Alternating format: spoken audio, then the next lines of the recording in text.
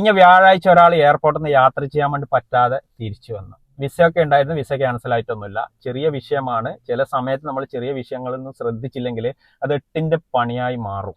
അപ്പൊ ഇന്ന് ഞാൻ പറയാൻ വേണ്ടി പോകുന്നുള്ള കാര്യം കുവൈത്തിൽ പഴയതുള്ള ഒട്ടുമിക്ക എല്ലാവർക്കും അറിയുന്ന ഒരു വിഷയമാണ്. എങ്കിലും ഇതിനെക്കുറിച്ച് അറിയാത്ത ഒരുപാട് പുതിയ പ്രവാസികളുണ്ട്.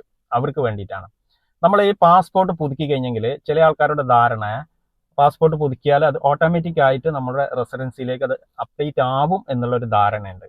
അത് അങ്ങനെയല്ല. പാസ്പോർട്ട് പുതുക്കി കഴിഞ്ഞെങ്കിൽ നമ്മളുടെ പുതിയ പാസ്പോർട്ടിന്റെ കോപ്പി നമ്മുടെ റെസിഡൻസിയിലേക്ക്, നമ്മുടെ വിസയിലേക്ക് നമ്മൾ അപ്ഡേറ്റ് ചെയ്യണം. ചെയ്തതിന്റെ ശേഷം നമ്മൾ സിവിൽ ഐ ഡിക്കും അപ്ലൈ ചെയ്യണം. സിവിൽ ഐ ഡിക്ക് അപ്ലൈ ചെയ്തിട്ട് അതിന്റെ പേയ്മെന്റ് കെട്ടി അതിന്റെ ശേഷം മൊബൈൽ സിവിൽ ഐ ഡിയിലും സഹേലിലും നമ്മൾ റീഫ്രഷ് അടിക്കണം, അപ്ഡേറ്റ് ചെയ്യണം. എങ്കിൽ മാത്രമേ അത് നമ്മുടെ മൊബൈൽ സിവിൽ ഐ ഡിയിൽ അത് വരത്തുള്ളൂ. അതല്ലാന്നുണ്ടെങ്കിൽ അവിടെ പഴയ ഇത് തന്നെയായിരിക്കും കാണിക്കുന്നുള്ളത്. അതുപോലെ തന്നെ നമ്മൾ ലൈസൻസ് പുതുക്കി കഴിഞ്ഞെങ്കിലും mobile civil I D update ചെയ്യണം. എങ്കിൽ മാത്രമേ അതിൽ പുതിയ ലൈസൻസ് കാണിക്കത്തുള്ളൂ. പിന്നെ ഒരു കാര്യം, മുമ്പൊക്കെ നമുക്ക് പാസ്പോർട്ട് പുതുക്കാൻ വേണ്ടി കൊടുത്തു കഴിഞ്ഞെങ്കിൽ ഒരു 10-15 ദിവസത്തിനുള്ള പാസ്പോർട്ട് കിട്ടുന്നുണ്ടായിരുന്നു.